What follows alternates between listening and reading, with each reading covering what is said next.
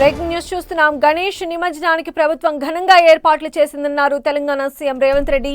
గణేష్ నిమజ్జనాలను ప్రశాంతంగా జరుపుకోవాలని సీఎం సూచించారు. హైదరాబాద్ లో 1,40,000 విగ్రహాలు ఏర్పాటు చేశారని, గణేష్ మండపాలకు ఉచితంగా విద్యుత్ ఇచ్చామన్నారు.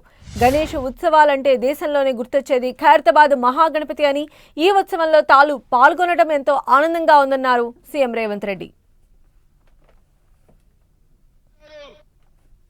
వివిధ ప్రాంతాలలో ఎక్కడికక్కడ స్థానికంగా గణేష్ నిమజ్జనానికి రాష్ట్ర ప్రభుత్వం ఏర్పాట్లు చేసిండ్రు.